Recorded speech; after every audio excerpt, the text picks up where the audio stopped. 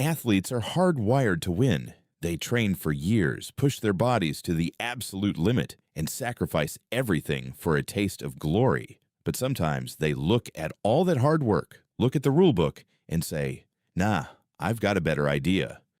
The Phantom Jockey. In 1990, jockey Sylvester Carmouche was racing a 23-1 underdog horse named Landing Officer at Delta Downs Racetrack in Louisiana. A fog so thick rolled in that day, you genuinely couldn't see your own hand in front of your face. So Sylvester just stopped. While the pack galloped off into the mist, he pulled his horse to the side of the track and took a breather, waiting patiently until he heard hooves thundering back around for the final lap before slipping his rested horse right back into the lead. He crossed the line first, winning by a staggering 24 lengths. The problem? The track vet noticed that after supposedly sprinting a full mile, Landing Officer wasn't sweating, wasn't breathing hard, and his leg wraps were completely spotless and clean. Sylvester was suspended for 10 years.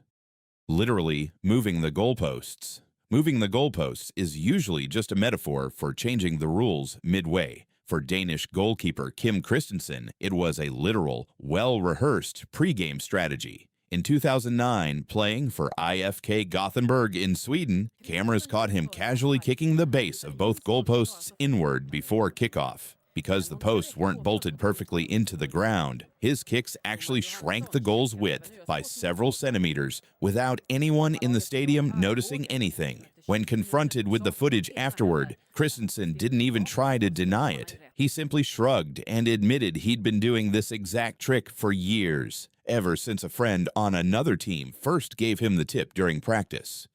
The commuter marathoner Rosie Ruiz shocked the entire running world by winning the women's division of the 1980 Boston Marathon with a stunning, record-breaking time. The crowd went absolutely wild as she triumphantly broke the tape, but almost immediately, runners noticed red flags. She wasn't sweating, her hair was perfectly styled, and her legs didn't look like they'd just run 26.2 miles. When a reporter asked what kind of intervals she trained with, Rosie famously replied, "What's an interval?"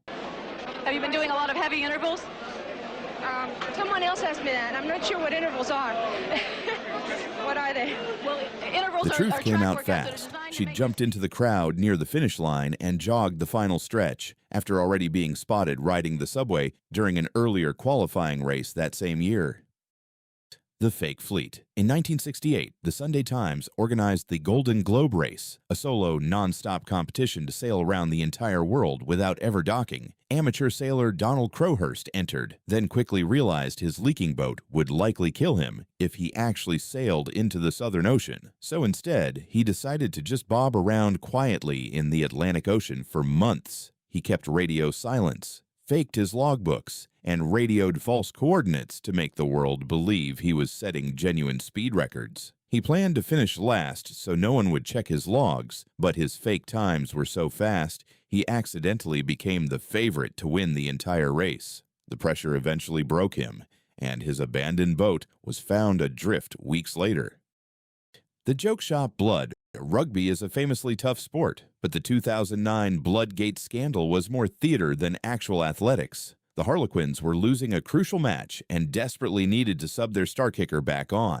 But rules said he could only return if another player had a genuine bleeding injury. Enter Tom Williams, who suddenly came off the pitch with blood pouring dramatically from his mouth. Cameras zoomed in and noticed the blood looked oddly off. Williams had bought a fake blood capsule from a joke shop, hidden it in his sock, and bit down on it. Worse, when doctors were about to check the wound, the team doctor actually cut Williams' real lip open with a scalpel to make it look convincing. The condom contraption. Doping in the Tour de France is practically its own genre of cheating, but Belgian cyclist Michel Pollentier deserves an award for sheer creativity. In 1978, right after winning the grueling Alpe d'Huez stage, he was pulled aside for a random drug test and asked to change his clothes first, which raised some eyebrows. At the testing caravan, the doctor noticed Pollentier struggling to perform, reached over, lifted his shirt, and discovered a hidden supply of clean urine tucked under his armpit, connected by a thin rubber tube running down his back and out through his shorts. All he had to do was squeeze his arm against his ribs. He was immediately thrown out of the race entirely.